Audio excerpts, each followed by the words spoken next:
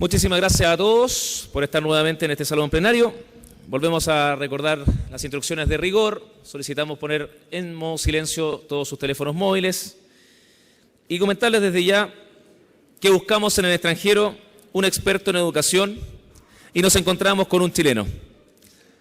Él es investigador asociado del Instituto de Internet de la Universidad de Oxford, coordina estudios sobre educación, innovación, aprendizaje y el futuro de Internet. Colabora en diferentes proyectos de investigación para la Comisión Europea sobre la Ciencia de Internet, prácticas de acceso abierto a la educación, creación distribuida del conocimiento y el futuro de las tecnologías y sus impactos. Dejo con ustedes al periodista e investigador chileno Cristóbal Cobo, quien nos hablará sobre aprendizaje invisible. Lo recibimos con este aplauso.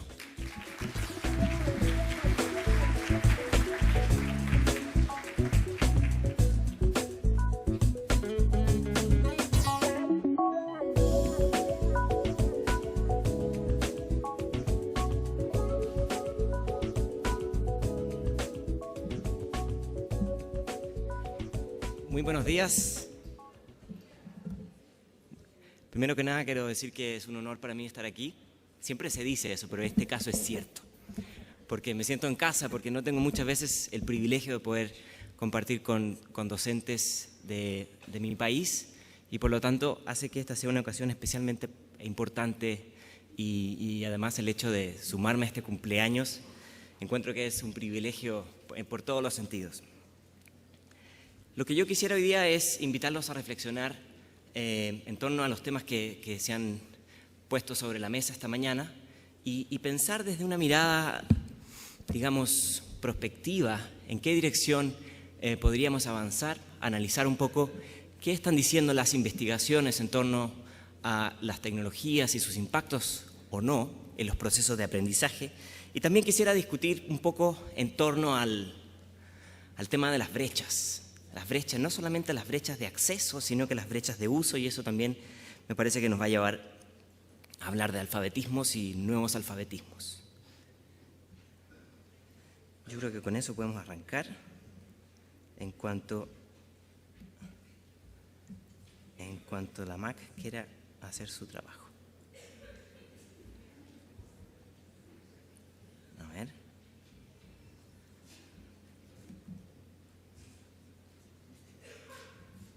Bueno, y para comenzar yo quería poner esta imagen que me parece interesante. Es una imagen que se tomó hace poco tiempo en la tormenta Sandy en Nueva York, en los últimos días de octubre, cuando esta ciudad, que es un ícono de los países centrales, de los países industriales, sufre esta tremenda crisis. Y las crisis en los mundos desarrollados no tienen que ver con acceso a comida, sino que tienen que ver con este tipo de crisis, ¿no? Cuando la gente pierde cosas tan cotidianas como el acceso a la electricidad, ¿no? Y esto me hace pensar en qué medida nuestro uso intensivo de las tecnologías en alguna medida estructura, ajusta o desdibuja nuestras prácticas sociales. Y en torno a este tema se ha escrito una enorme cantidad de cosas. Y lo interesante es que aquello que se ha escrito ha sido tremendamente contradictorio. Se plantean cosas y luego se desplantean. Hace algunos años atrás aquí había un señor hablando de nativos digitales y yo les contaré qué opino sobre los nativos digitales en un momento. Pero antes de eso, quisiera pedirles si podemos muy brevemente ver un pedacito de este video. ¿Tenemos audio? The history of technology in education. Let's begin.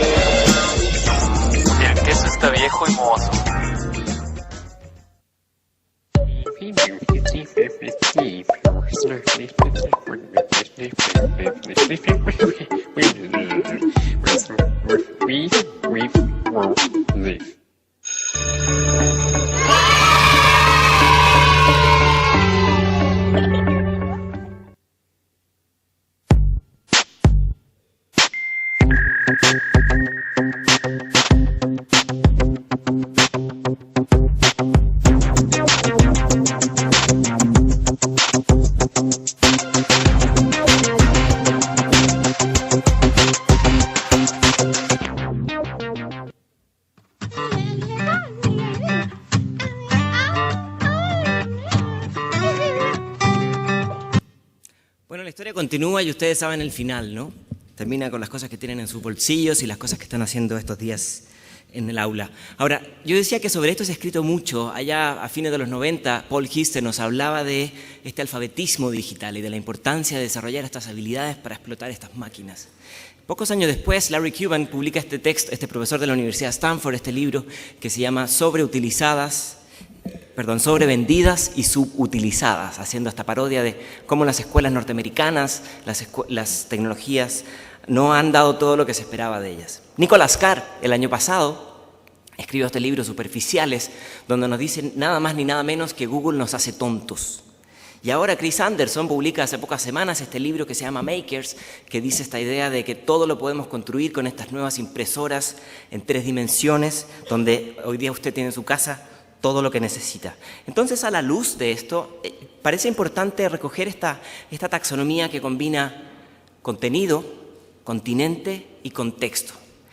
Yo tengo la impresión que muchas veces hay enorme discusión sobre contenido y continente, que son tremendamente importantes, pero como muy bien se ha dicho, estas evolucionan a una velocidad aceleradísima, exponencial según la ley de Moore. Pero la pregunta está en los contextos. ¿Cuándo los contextos son los apropiados para sacar el máximo provecho? O, dicho de otra manera, ¿qué es lo que más determina? ¿La tecnología cambia nuestros condicionamientos o nuestros condicionamientos hace que reconstruyamos y nos reapropiemos de la tecnología?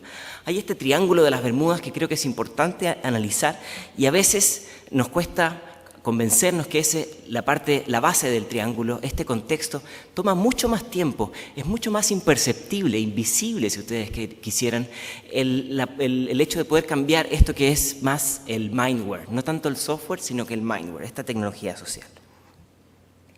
Entonces, para arrancar, creo que es importante hacer una especie como de flashback y poner un poco en contexto todo este tema de la discusión sobre los alfabetismos. Allá en principios de los años 80, en los años de Ronald Reagan, en plena Guerra Fría, surge toda una discusión en Norteamérica sobre el actual papel en el que han de pensarse las sociedades postindustriales. Ya en el 80, Oxnam había hablado de que los alfabetismos van a ser síndromes de una nueva modernización, pensando en conceptos que hemos escuchado esta mañana, ¿no? La idea de la flexibilidad, la adaptación.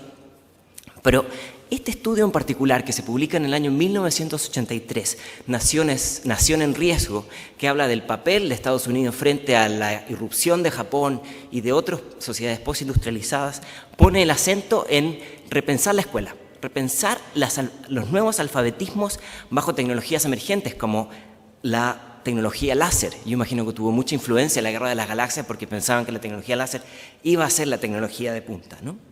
Ahora, entonces surge este llamado a desarrollar alfabetismos para el siglo XXI, allá en 1983.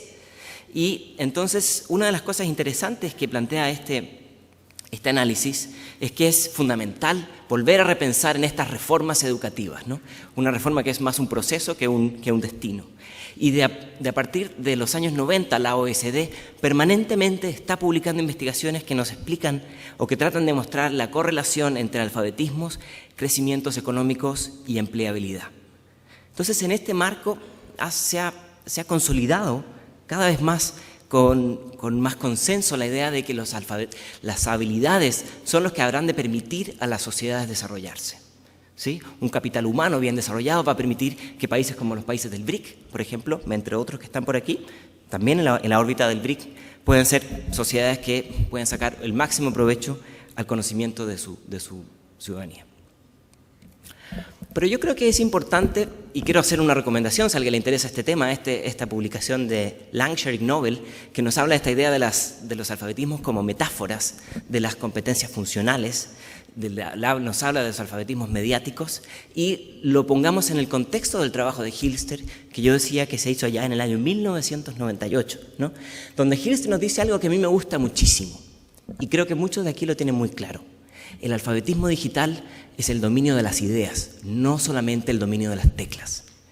Y bajo la idea de Hilster está esta taxonomía entre, por una parte, entender toda la revolución post-tipográfica, si ustedes quieren, que tiene que ver de las nuevas maneras de generar contenidos, ya sea en tinta o en píxeles o en bytes, pero la otra, que yo creo que es la más importante, la más sustantiva, que tiene que ver con transformaciones de comportamiento, ¿no?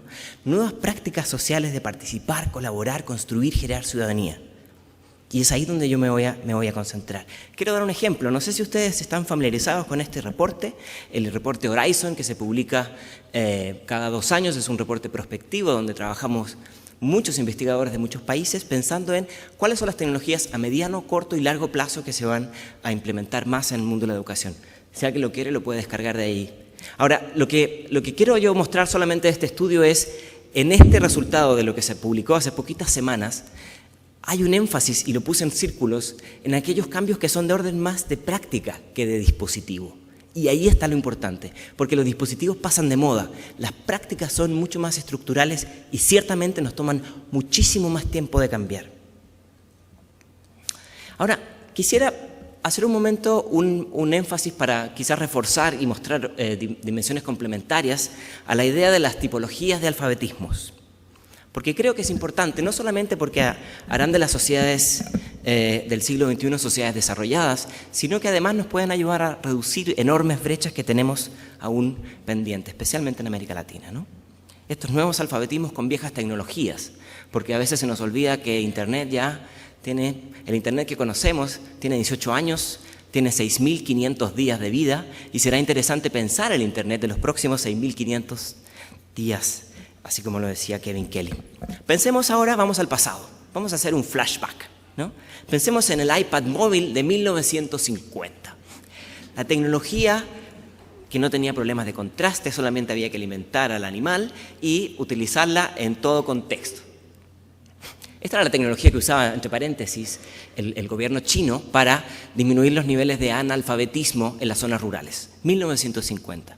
Yo creo que para hablar de los alfabetismos del siglo XXI, a lo mejor no es tan mala idea pensar en los alfabetismos del siglo XX y luego mirar adelante. Marshall McLuhan decía esta frase: navegamos hacia el futuro utilizando nuestro espejo retrovisor. Vamos a ver el espejo retrovisor. El año 1900. Aquí se ve en rojo y en naranjo los principales niveles de analfabetismo en el mundo en un trabajo hecho por White. Mantengan esta imagen en su cabeza por un momento, por favor, de los analfabetismos, el analfabetismo tradicional de lectoescritura del 1900, y veamos el del 2015 que plantea las Naciones Unidas en su trabajo Las Metas del Milenio. Si ustedes se pueden fijar aquí en esta comparación, el analfabetismo tradicional se ha reducido de manera significativa y está concentrado hoy día en el norte de África y en el sur de China. Visto desde otra manera, así se ve la reducción del analfabetismo tradicional en el mundo.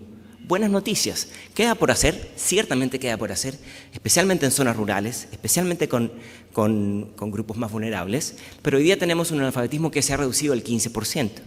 Vamos a ver si llegamos a las metas del milenio. Pero el problema es que ese no es el fin de la historia, como mostraba el video. Es casi el principio de una nueva historia, ¿no?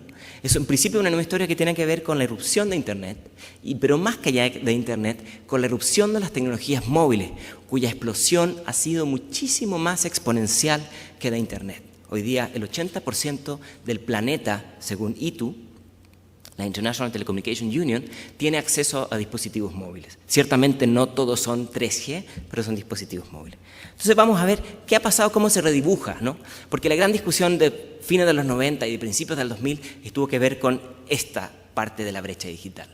¿Cómo hacer para tener más conectividad? ¿Cómo hacer para tener más gente con acceso? ¿Cómo hacer que el discurso de Negroponte de que más niños puedan tener acceso a esto se expanda, ¿no? Pero esa es una discusión en alguna medida de infraestructura tecnológica, importante, fundamental, pero no suficiente. Yo creo que la brecha digital del siglo XXI o de esta primera parte del siglo XXI se va a ver más así, donde la brecha digital de hoy día tiene que ver con quién, dónde, cuándo y cómo se genera contenido. Aquí tenemos un ejemplo de un día random, un día cualquiera en Wikipedia, y dónde vemos que se está generando contenido y quién está generando contenido. Y aquí hay noticias interesantes, en alguna medida preocupantes, por ejemplo, que el 85% de los contenidos de Wikipedia, según estudios de mis colegas en el instituto, son generados en Estados Unidos y en Europa. Y mucho más preocupante que eso, hoy día existen más contenidos sobre el continente antártico que sobre cualquier país en Sudamérica o en África. Y eso nos habla entonces de esta segunda brecha digital, de esta segunda capa que tenemos que vencer, que tiene que ver con un análisis mucho más profundo de generar contenidos de valor y dar visibilidad a un idioma que tiene tremenda presencia en cuanto a volumen, pero no necesariamente en cuanto a visualización. Y esta segunda brecha digital tiene que ver con un abanico de alfabetismos.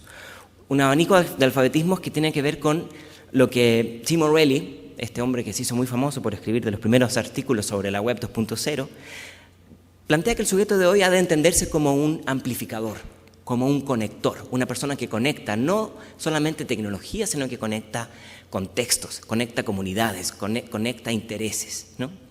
Y también tiene relación con lo que sugiere Jenkins con esta idea de la spreadability. Y dice él, si no se difunde, si no se expande, está muerto, ¿no? Entonces, aquí el concepto de Toffler, por ejemplo, de prosumer, que todos ustedes han de conocer, este libro de la tercera ola ya a principios de los 80, que somos consumidores y productores, empieza a tener muchísimo más sentido. Ahora, obviamente, desde el contexto educativo, la gran pregunta está en cómo hacer para que esos contenidos que se creen sean de valor. Cómo hacer para que nuestros alumnos no se abrumen en esta enorme avalancha de datos y puedan filtrar y jerarquizar y darle valor en un contexto donde lo que abunda son datos y lo que escasea es tiempo para acceder a esos datos, donde lo que escasea es la posibilidad de acceder a la información de más valor, ¿no? En un mundo que tiene que ir mucho más allá de Google, que es muy útil en términos de volumen, pero no necesariamente útil en términos de calidad de contenidos. Ahí hay toda una parte por desarrollar. Hay una investigación que se desarrolla en mi instituto, pero está en el marco de una investigación mucho más grande, el World Internet Project, que se realiza visitando familias y haciendo entrevistas en profundidad en una investigación enorme que se llama OXIS, por si a alguien le interesa. Está disponible en la red y entiendo que aquí en la Universidad Católica está el equipo que coordina el WIP aquí en Chile, para ver no solamente cuánta gente se conecta, sino que qué pasa cuando se conectan. Y no solamente eso, sino que mucho más interesante, cómo ha ido cambiando los patrones de uso de la tecnología en los últimos 10 años. Y una de las cosas más interesantes que surge de la última investigación que desarrollamos en el Oxford Internet Institute el año pasado, fue que hay un perfil que se empieza a configurar que se vislumbra un poco como un nuevo perfil, que es interesante de tener en nuestro radar. Es un perfil que podríamos llamar un perfil nómade. No tiene nada que ver si es nativo o no es nativo, sino que es mucho más interesante que eso. Es un perfil de gente que ha utilizado la tecnología, creció ya cuando ellos crecieron, el Internet ya existía, ¿no? Y se llama nómade por varias cosas, porque son nómades en términos de su acceso a la tecnología, su acceso es cada vez más ubicuo, más multicontexto, es nómade porque sus contenidos son cada vez más transversales en términos de plataformas, y es nómade porque se ve así hoy día. La imagen inferior en fondo negro es, por ejemplo, dónde se está subiendo contenidos en la plataforma de Flickr, por ejemplo, ¿no? O arriba, dónde están contenidos generados por los usuarios en rojo, ¿no? Y cuáles son las zonas calientes, ¿no? Entonces, lo que a mí me lleva a pensar cuando veo esta imagen es, ¿cómo hacemos para la escuela ponerla en una sintonía no solamente de hiperconectividad, sino que de ubicuidad, de multicontextualidad, que es un desafío mucho más complejo, ¿no? Ahora, ciertamente, lo que hay detrás de esto tiene que ver con un cambio, como nos sugería Hilster, de un cambio cultural, un cambio que tiene que ver con, aprender a utilizar los software, pero esa es la primera capa.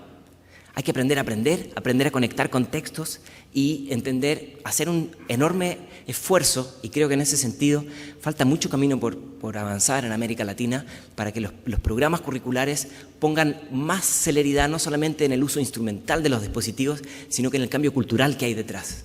Ciertamente hay buenas noticias al respecto, pero nos queda un poco más de camino por avanzar, o bastante camino más por avanzar con respecto a la cultura digital, ¿no? En el contexto británico se está discutiendo si es buena idea o no que enseñarle a los niños a programar desde muy temprana edad, ¿no? Y es un debate que hoy día está al rojo vivo en el MIT con el Scratch, lo tienen ya hace algunos años desarrollado. Y aquí yo quisiera poner el énfasis en 3 alfabetismos que creo que son fundamentales, ¿sí? Yo creo que sumergirnos en mayor detalle en la idea de esta segunda brecha digital, ¿no? 1, la idea de creación de contenidos y contenidos de calidad.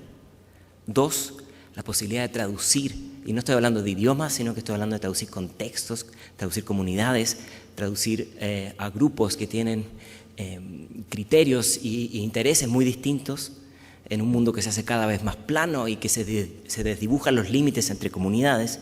Y por cierto, la idea de compartir el conocimiento, no sé dónde está, pero esta CC no significa Cristóbal Cobo, sino que significa Creative Commons, y muchos de ustedes ya saben lo que hay detrás de eso.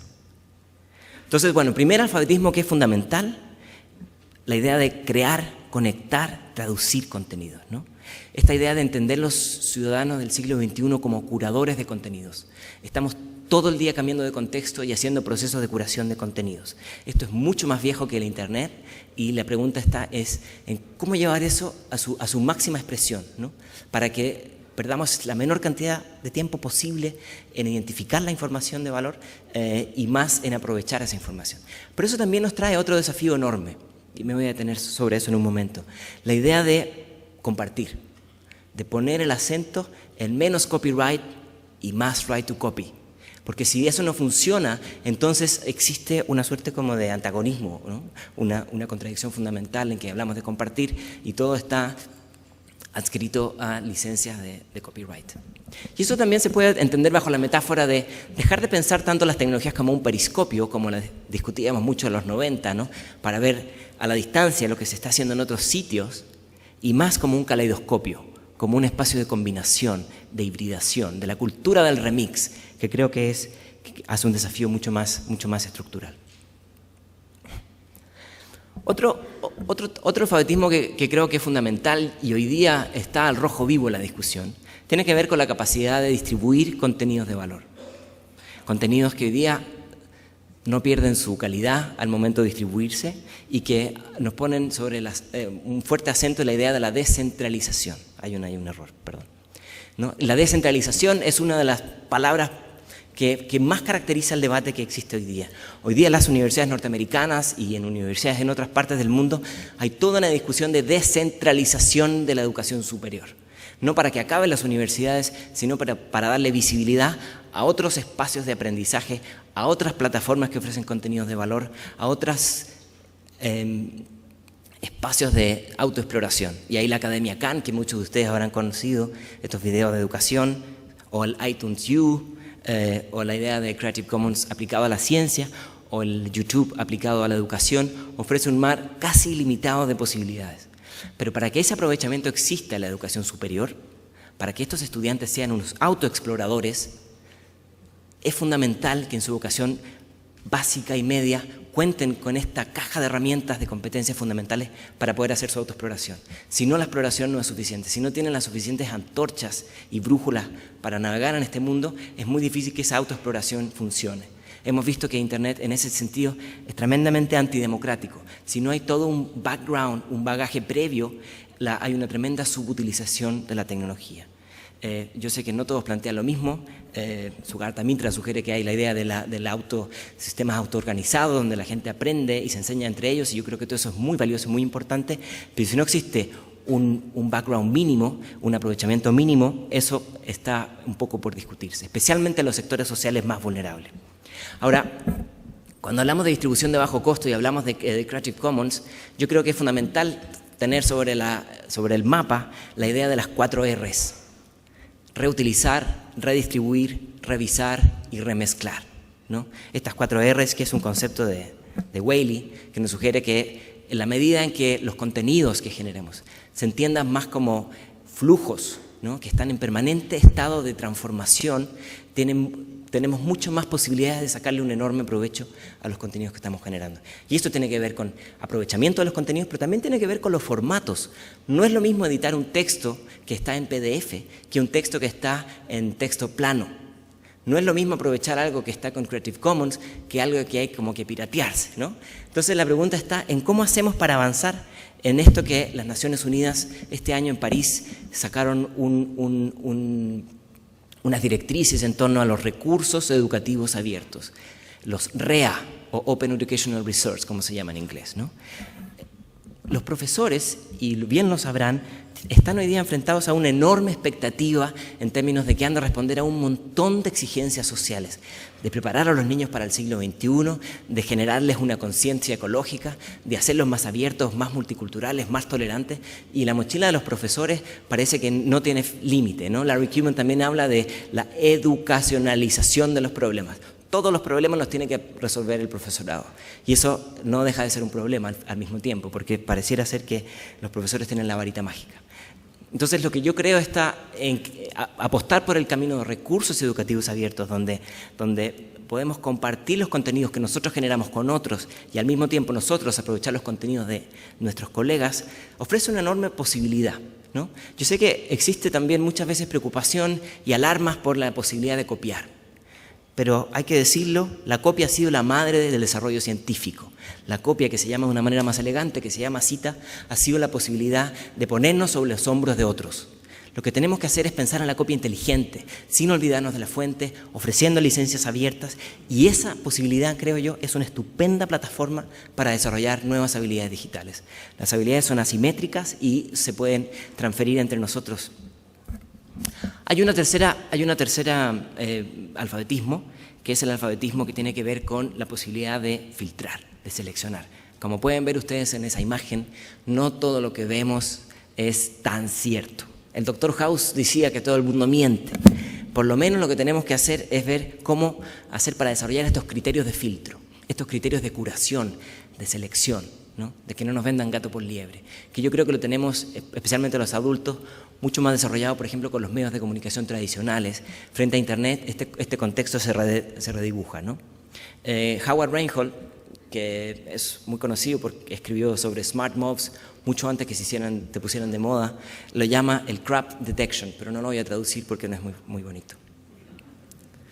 Y aquí quisiera sugerir este diagrama que sugiere Doug Beshlow, que es un investigador en el Reino Unido, donde invita a pensar en las competencias digitales en un contexto más amplio, más inclusivo y que tiene que ver con metacompetencias, así como un gran paraguas que no solamente pone el énfasis en los usos instrumentales de las tecnologías, sino que en un análisis crítico, en una responsabilidad civil, ¿no? De entender cuáles son los impactos. Y cuando decimos civil, me parece que esto guarda mucha relación con la estupenda presentación que se hizo la mañana sobre cuáles pueden ser los riesgos a los cuales nos vemos sometidos o a los que están expuestos nuestros estudiantes cuando se hace un uso no deseado de la tecnología en los contextos educativos, ¿no? Entonces, bueno, más que poner el detalle en algunas de estas competencias, yo quería dejar esta herramienta, esta imagen, esta presentación, por supuesto, va a estar con Creative Commons a vuestra disposición, para que haya una mirada lo más integradora, pero que vaya más allá de la tecnología para que realmente se ponga el énfasis en la idea del cambio cultural. Voy a mostrar un ejemplo, pero antes de mostrar el ejemplo, quería decir que Jenkins, que también es un profesor del MIT, nos habla de estas competencias que están en la columna izquierda, ¿no? La posibilidad de experimentar, de cambiar de roles, de interpretar y reconstruir modelos del mundo, de remezclar contenidos, de administrar la atención en un momento que es tan escasa, ¿sí? De crear capacidades distribuidas, ¿no? De evaluar las fuentes, como mencionábamos, de navegar entre medios y a través de los medios y de conectar información.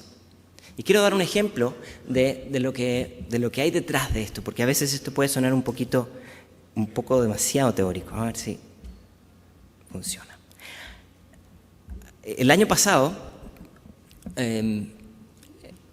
En la Universidad de California, no sé si ustedes se enteraron, me imagino que muchos de ustedes lo hicieron, mientras había mucho movimiento por estas zonas del mundo, en otras partes también había mucho movimiento, y este movimiento tenía relación con un grupo de estudiantes que se sumaron a los que hacían protestas en Wall Street y los indignados en Madrid para presentar su malestar sobre una serie de cuestiones. Las autoridades de la universidad decidieron que la mejor manera de tranquilizar a los niños era llamar a la policía. Y no solamente eso, sino que distribuir en grandes cantidades gas mostaza. Entonces pueden ver ahí esa imagen que es bastante violenta de los niños, estudiantes universitarios, en el suelo repartiendo gas mostaza de una manera indiscriminada, ¿no? Ahora, lo interesante que pasó con este momento fue que había mucha gente tomando fotografías. Y como ustedes se podrán imaginar, ese no fue el final de la historia.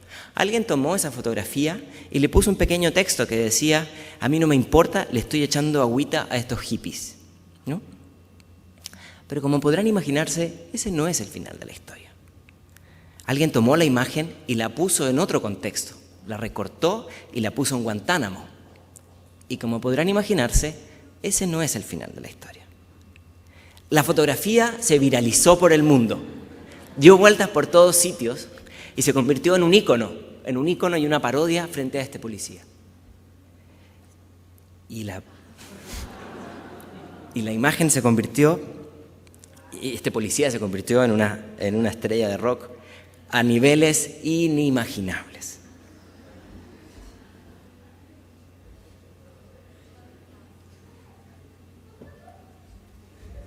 Es más, ustedes no me lo creerían, pero yo les voy a decir que incluso existe...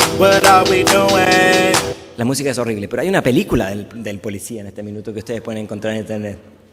Así que si un día no tienen nada que hacer, los invito a ver al policía que les echa pimienta a todas partes, ¿no? Hasta ahí la historia está divertida. Y hasta ahí la historia es como casi graciosa, como casi para pensarla en otros contextos. Pero lamentablemente el final de la historia no es ese. El final de la historia fue este. Alguien identificó al policía y puso sus datos privados en la red. Su correo, su teléfono, su cuenta de Skype, su casa, su vida privada entera.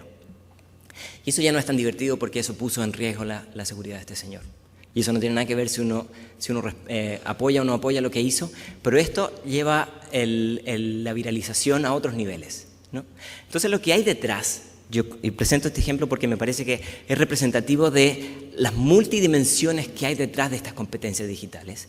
Sí hay mucha habilidad digital, pero no hay un análisis crítico, una responsabilidad cívica al respecto, ¿no? De ponderar. La verdad es que existe un enorme riesgo de que esto se nos vaya de las manos. Prensky, yo decía que alguien hablaba de los nativos digitales. Prensky y varios de sus amigos, entre ellos Jenkins y varios más, que nos plantean que estos niños son superdotados y los llaman nativos digitales. Y si ustedes me lo permiten, yo por un momento me voy a tomar la libertad de citar algunos estudios que me pareció interesante. Este es un estudio hecho en Australia que plantea que no podemos asumir que ser miembro de la generación NET es sinónimo de saber cómo emplear la tecnología de manera estratégica. Esto fue en Australia. En Canadá se plantea no hay evidencia para sugerir que los estudiantes tengan un conocimiento profundo de la tecnología. Su uso depende obviamente del contexto.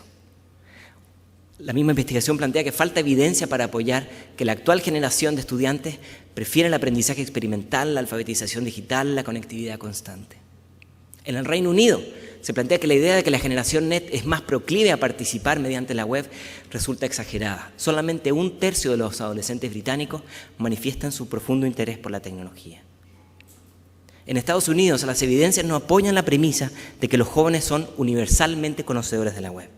Entonces, es interesante porque empezamos a ver que esta idea de que los jóvenes son tremendamente hábiles a la hora de utilizar las tecnologías queda en entredicho, por lo menos desde la evidencia. Y yo mencionaba investigación en Estados Unidos, lo más preocupante es que en contextos donde son escuelas con alta conectividad, donde hay mucho acceso a tecnologías, en aquellos niveles socioeconómicos más bajos, en sectores más precarios, es donde se evidencia más la vulnerabilidad en cuanto al capital tecnológico que pueden tener esos niños. Eso obviamente implica una enorme responsabilidad para la escuela, pero también es una alerta a la hora de pensar que estos niños son un montón de superdotados. Y lo planteo porque Yo creo que no es tan bueno hablar de nativos digitales. No solamente porque la evidencia lo está mostrando, sino porque tiene un contexto mucho más profundo. Y es, si no eres nativo, estás condenado. Si eres viejo, estás arruinado. Y esos nativos un día van a envejecer. ¿Y qué van a hacer? Van a tener un problemilla con eso, ¿no? Yo no estoy diciendo que no existan habilidades interesantísimas en los niños, que son realmente admirables, pero eso poco tiene que ver con los mapas mentales de cómo se estructura la información. Tiene poco que ver con la capacidad de filtrar. Y eso tiene que ver también con entender que las tecnologías hoy día nos dibujan esta caricatura de que los viejos son torpes, ¿no? De que los viejos no tienen ninguna destreza. Voy a mostrar un pequeño ejemplo. Esta investigación, este es el mismo estudio del Oxford Internet Institute que demuestra que a medida que aumenta la edad, disminuye el capital tecnológico de los usuarios. Voy a mostrar aquí un pequeño video a ver si es posible. A ver si es posible.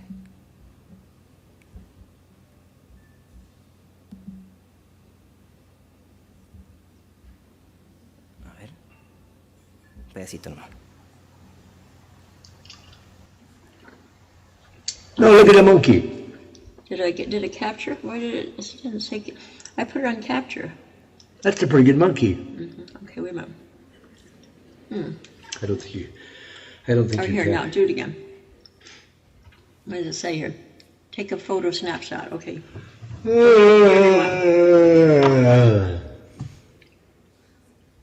Hello, my darling. Hello, my baby. Hello, my cat dog. Oh, Perdón que interrumpa la canción, señor, pero esto es lo mío que me preocupa. Este video fue un éxito porque estos abuelitos estaban tratando de conectar la cámara para hablar con su nieto. Pero esta es la caricatura que hemos construido en la sociedad. Los adultos son torpes, los viejos no sirven en esto. Y yo creo que eso es tremendamente incompleto, es una fotografía tremendamente incompleta y nos ha de llevar a pensar no solamente en que no está en realidad eso, sino que cómo revertir esta idea y avanzar hacia construir transferencias intergeneracionales de habilidades. Porque los ancianos también tienen enormes habilidades que enseñarle a los niños. Hay una taxonomía, una nomenclatura que me parece mucho más interesante que la idea de los nativos digitales, y es la idea de residentes y visitantes. Todos somos residentes y visitantes de alguna tecnología u otra, ¿no? Hay tecnologías que utilizamos de manera intensiva y hay tecnologías que utilizamos muy de vez en cuando. En algunas estamos permanentemente generando comunidad y en otras estamos de tránsito, ¿no? Y eso es interesante porque va mucho más allá de la destreza tecnológica y va mucho más allá de la edad, que, como yo decía, no es necesariamente un condicionante determinante para identificar los procesos de aprendizaje. Ahora, obviamente hay una pregunta que es como el elefante en la habitación, como se dice en inglés, ¿no? ¿Cuánto aprenden? Y aquí también existe profunda literatura bastante divergente. Déjeme mostrar este gráfico que no deja de llamar la atención, lo publicó la OECD en su prueba PISA y que demuestra algo que es tremendamente preocupante, que dice que a mayor tiempo de utilización de la tecnología, menor la capacidad de desempeño de lectura en contextos digitales. Es decir, mientras menos usa la tecnología, mejor, ¿no? Ciertamente este gráfico, ahí está más detalle por si a alguien le interesa, ciertamente este gráfico no es proyectable y extrapolable, aunque la muestra es muy grande, el estudio es mucho más profundo y muestra otras dimensiones, ¿no? Pero generalmente estamos acostumbrados a escuchar la otra parte, que las tecnologías realmente sí cambian, ¿no? Y aquí entonces empezamos a entrar a una zona pantanosa, ¿no? Que hay dificultad para medir lo que se entiende por habilidades y por aprendizaje, que hay enormes y muy distintas expectativas con respecto a los procesos de aprendizaje que pueden generar las TIC, que es tremendamente difícil generalizar lo que pueden hacer personas con contextos distintos. Otros plantean que hoy día, a 18 años de Internet, es muy reciente para evaluar los impactos, o que las evaluaciones se realizan de manera inmediata y no hay una posibilidad de decantar los impactos, ¿no? Y que hay que avanzar hacia efectos más acumulativos. Si hay algo que a mí me queda claro, no soy yo quien para decir cuáles son buenos y cuáles están malos, es que tenemos un poquito de amnesia digital. Aparece una nueva tecnología, nos entusiasmamos sobre ella, la compramos y nos olvidamos de la tecnología que nos había entusiasmado hace 3, 5 o 8 años. Entonces, hay a veces no suficientes espacios para hacer estudios más longitudinales sobre los impactos que pueden desarrollar estos dispositivos. Y quiero mostrar aquí brevemente un pedacito de video de una tecnología que me gusta mucho, que ganó un premio hace poco, se llama Paz a Paz en Dinamarca, que que habla de otras maneras de usar la tecnología, ¿no? Y a mí me gusta porque habla de otros tipos de aprendizaje, y es la última parte de mi presentación. Estos otros tipos de aprendizaje hablan de otros dominios, ¿no? Que falta documentar, que falta darle visibilidad, que tienen que ver con la posibilidad de construir estructuras relacionales más interesantes, más complejas, ¿no? De estimular en mayor profundidad la idea de la experimentación, de la creatividad, de habilidades metacognitivas y habilidades espaciales, ¿no? ¿Cómo hacemos entonces para darle mayor visibilidad a estas otras competencias? Sin desconocer que pueden ayudar mucho en las habilidades funcionales, ¿cómo hacer para pensar en estas otras? Y ahí, entonces, hay bastante camino por avanzar. ¿Por qué? Porque las habilidades no son tan fáciles de parametrizar como quisiéramos. Porque igual que el conocimiento, que hay conocimientos explícitos y tácitos, conocimientos que están sobre el nivel del mar, como dibujaba Celie Brown, y bajo el nivel del mar, que son difíciles de sistematizar como los conocimientos tácitos, algo bastante parecido aparece también cuando hablamos de las habilidades, especialmente de las habilidades blandas. Esas habilidades que tienen que ver con capacidad de adaptarse, de enfrentarse a problemas complejos y un montón de habilidades que ustedes conocen, que por respeto a su experiencia no las voy a mencionar aquí porque sé que las saben muy bien. Ahora la pregunta está en cómo darle potencial a esas habilidades que se estimulan no solamente en el aula, sino que fuera del aula, donde yo creo que muchas veces tienen este otro mapa de habilidades, que son blandas, pueden ser visibles o no visibles, pero son difíciles de medir ciertamente. Hay un estudio hecho por un profesor de Harvard que habla de un problema que me parece interesante. Él habla que tenemos un problema de la Torre de Babel, y este problema tiene que ver con que entendemos distintas competencias por distintas competencias entendemos distintas cosas. Él hizo un enorme estudio en el que incluía el 21st Century Skills, que se mencionaba en la mañana, y otros muchos más, y él las agrupó en estas 7, ¿no? Ahora, es interesante porque esto que ven aquí es una síntesis de muchos programas educativos de muchos países, pero que se parece mucho al estudio que yo mencionaba del año 1983 de Nation at Risk. Entonces, a mí me encanta que hablemos de futuro, pero seguimos utilizando taxonomías que no siempre son tan de futuro. Ahora, un estudio de la Fundación Telefónica sugiere este flujo de mayores niveles de estimulación o mayores niveles de hibridación, ¿no? Donde el escenario 1 que sugieren ellos es un aprendizaje tremendamente estimulante, el escenario 2 son comunidades de aprendizaje, comunidades de tribus digitales, y un escenario 3 es una hibridación de ambos, de una hiperestimulación y experimentación, un poco como sugiere el trabajo de Barry Wellman de individuos colectivos, ¿no? Yo tengo la impresión de que más que plantear un escenario ideal o no, lo que hay que pensar es en qué contextos, cuáles de estos aprendizajes, qué disciplinas o qué combinación de disciplinas pueden llegar a ser las pertinentes. Hicimos un estudio que se va a publicar pronto para pensar cuáles son las habilidades que demandan cuáles son las competencias que demandan este tipo de empresas muy conocidas, el Banco Mundial, Greenpeace, la OECD, Google, Apple, Samsung, y quitamos de los perfiles de ofertas de empleo todas las competencias funcionales de saber utilizar un software o de saber conocer una legislación o una metodología en particular, y pusimos el acento en las otras, en las habilidades blandas. Y empieza a parecer que hay una enorme demanda en estas empresas conocidas a nivel mundial, pero podría plantear como hipótesis que esto se aplicaría a otro nivel de empresas, con este nivel de interés de encontrar gente que sea capaz de colaborar, de tener pensamiento crítico, de un aprendizaje contextual, etcétera, etcétera, etcétera. No me puedo detener mucho en esto para no abrumarlos, ¿no? Entonces, a la idea de la competencia del alfabetismo digital, habrá que pensarse cómo acompañarla con estos pensamientos, con estos análisis más críticos de la información, y la idea de la interpersonalidad. Yo hablaba del el mundo es plano, y la tercera globalización ya no es de las naciones ni de las empresas, sino que de las personas, y las personas habrán de ser ciudadanos que se mueven en un contexto mucho más intercultural o mucho más líquido, como sugería Bauman. Ahora, con respecto a los contextos, aquí pasa otra contradicción bien interesante.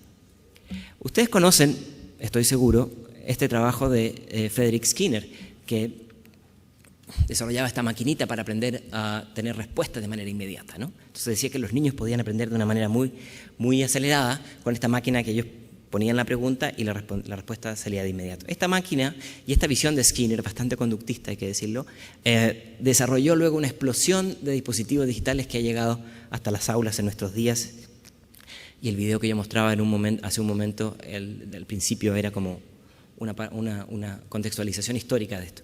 Ahora, por favor, fíjense cómo está la distribución del aula en esta fotografía de 1960. Vamos a dejar a Skinner por un momento. Y vamos a ver. Bueno, ahí hay una onda muy groovy de los 70 con pantallas tipo huevo. Y aquí tenemos la escuela en Filipinas. Pero fíjense, por favor, la distribución del aula. Es súper interesante porque han ido cambiando los dispositivos, pero la estructura espacial no necesariamente se ha modificado, ¿no? Entonces aquí aparece el valor de esta investigación de la profesora de Bristol, la profesora Sutherland, que plantea esta comparación, este antagonismo entre la manera en que se utiliza la computación en el aula, siguiendo instrucciones bajo un objetivo específico, bajo tiempos determinados, y la exploración que se hace en otros contextos, ¿no? En la casa, en el café, con los amigos, en la biblioteca, etcétera, donde es mucho más orientado a la autoexploración, a la posibilidad de una búsqueda de contenidos mucho más allá de los entornos de aprendizaje tradicionales, donde el modelo es de profundidad y no de extensión, que es como el cambio más estructural. Entonces aquí, yo creo que esta taxonomía nos puede ayudar a entender un poco el escenario en que estamos metidos, ¿no? Tenemos procesos de enseñanza estructurados y no estructurados y aprendizajes planificados y no planificados. El aprendizaje planificado y enseñanza estructurada es el de toda la vida de la educación formal que se cualifica. Ahora, tenemos las otras dimensiones, ¿no? Las posibilidades de aprendizajes no formales o autodidactas, ya sea en redes sociales o en comunidades de aprendizaje, que en algunos casos pueden tener reconocimiento, pero no en todos los casos.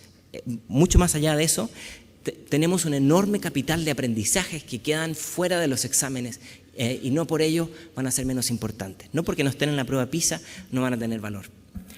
¿Qué camino avanzar? Bueno, no hay fórmulas mágicas. La misma OECD, está trabajando y sugiriendo diagramas como este de la progresión de la creatividad, utilizando y pensando en dimensiones tan complejas como el uso de la intuición, la construcción de significado, la tolerancia a la incertidumbre, la posibilidad de compartir productos y la reflexión crítica. La Fundación Mozilla está avanzando en la idea de medallas, ¿no? ¿Y cuál es la idea de las medallas? En un mundo hipercalificado donde mucha más gente tiene acceso a la universidad, los currículums ya no valen lo mismo que valían hace 20 o 30 años. A veces esos aprendizajes se vislumbran con la medalla y usan la metáfora de las medallas, los Boy Scouts, para que la gente ponga en los espacios de la vía pública de Internet dónde y qué aprendió, qué tecnología aprendió o qué tecnología sabe utilizar. Yo hablaba de la explosión de las universidades y Coursera hoy día está avanzando en la idea de aprendizajes y evaluaciones entre pares que ciertamente no se puede aplicar a todos los contenidos, pero sí tiene un enorme valor. Entonces la invitación del aprendizaje invisible es tratar de tener una conceptualización de los contextos mucho más abierta y mucho más transversal a los instrumentos de evaluación tradicionales. Y para terminar, quiero presentar 10 conclusiones o inconclusiones y voy a compartir algunos recursos por si a alguien le interesa explorar algunas cosas. ¿Estamos listos? Siéntolo, listo para anotar. A ver si compartimos algunas visiones. Primera conclusión, en esta sociedad del conocimiento... perdón, no he dicho. Estoy usando esta imagen de Perskovich, que es un artista húngaro que me parece extraordinario, ¿no? Y que se ríe un poco de la sociedad en la que vivimos. Primera conclusión, existe una insuficiente crítica a la mirada tecnoconectivista que existe hoy día. Y esto no significa de las simplificaciones de si las TIC son buenas o malas, sino de todas las dimensiones que están en las zonas híbridas entre tantas. La segunda habla del efecto de las TIC. Pareciera que hay insuficiente evidencia para demostrar los efectos notables de las TIC en el desarrollo de habilidades cognitivas. O por lo menos podemos decir que la literatura hoy día, al 2012, es tremendamente contradictoria. Y es casi como una religión. Uno va y lee a quienes quiere leer y escucha lo que quiere que a uno le digan. Otra conclusión es, como lo sugería Paulo Freire allá en 1968, sigue habiendo un tremendo énfasis por la acumulación de contenidos. Y la invitación aquí está en pasar del just in case al just in time. Es decir, no aprender por si acaso, sino que aprender porque en el contexto de uso necesito hacer un cambio estructural. La otra conclusión sugiere el tema de la brecha digital, de esta segunda brecha digital. La primera brecha digital fue efecto de desigualdades socioeconómicas. El problema es que la segunda brecha digital de uso puede ser causa de nuevas brechas y eso puede ser tremendamente delicado. Software abierto, sin duda, pero también hardware abierto y por sobre todo contenidos abiertos. Ahí dejo una publicación de Creative Commons en español, si a alguien le interesa, se llama The Power of Open. Y en esta línea tenemos que pensar en ciudadanos y sujetos híbridos que traduzcan sus conocimientos de un contexto a otro, pero también de una disciplina a otro. Si los contextos y los espacios físicos hoy día hay que repensarlos y redibujarlos, los límites entre las disciplinas también han de someterse al mismo proceso. Y ese espacio de hibridación creo que también hay una enorme oportunidad. Más allá del currículum, creo que nos queda camino por avanzar hacia darle más valor a los aprendizajes no formales y hacia esas competencias blandas. Creo que también es peligroso utilizar estos estereotipos de los millennials, de los nativos digitales, porque son generalizaciones, son simplificaciones, son dicotomías, son generalistas y no necesariamente son incluyentes, todo lo contrario. Más conexión no necesariamente se traduce en mejor uso. El tema está en cómo utilizarlo. Es súper interesante cuando uno revisa países que tienen una alta evaluación en las pruebas PISA, nos damos cuenta que no son los países tecnológicamente más intensivos en el uso de las TIC en el aula. O sea, la pregunta está más en el cómo que en el cuánto, obviamente.